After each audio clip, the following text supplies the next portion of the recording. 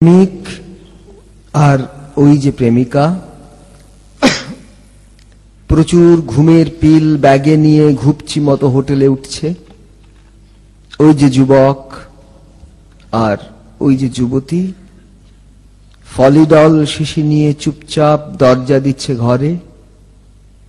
ওই যে ছেলেটি আর ওই যে মেয়েটি রেল লাইনের ধারে ঝোপঝাড়ে দাঁড়িয়ে রয়েছে সন্ধেবেলা।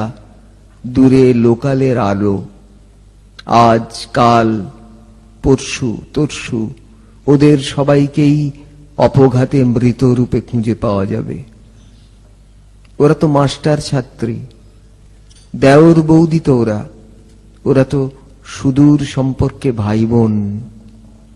লোকচক্ষু থেকে ওরা এই পথে বাইরে চলে এলো।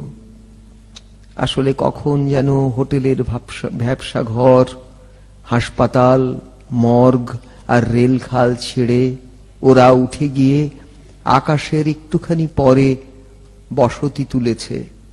হ্যাঁ, জবরদখল।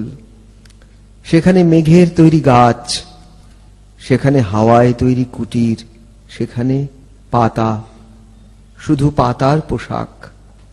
সে দেশে এখন ছিন্ন ভিন্ন বউটিকে ছবি এঁকে দিচ্ছে তার রেলে কাটা কিশোর প্রেমিক।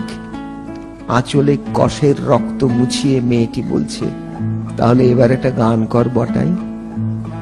যুবকটি ছুঁয়ে ছুঁয়ে মুছে দিচ্ছে যুবতীর সারা গায়ের দড়া দড়া মর্গের সেলাই।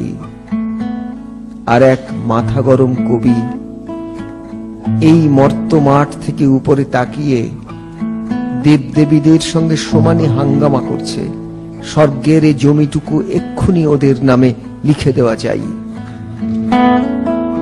ফিরে দিনই নিজে গিয়েছে চলে, অচেনা মেঘের পানসি ভাসাবে বলে।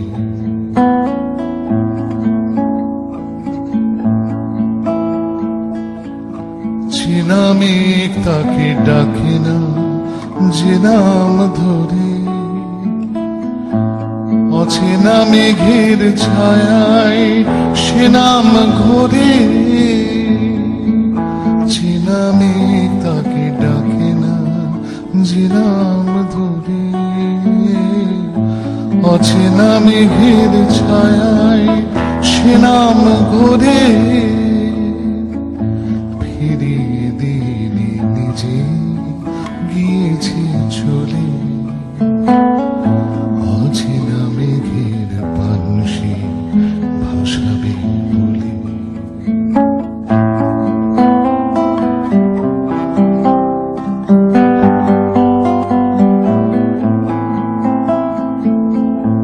আষাঢ়ে শুকনো চোখে কোনায় জল,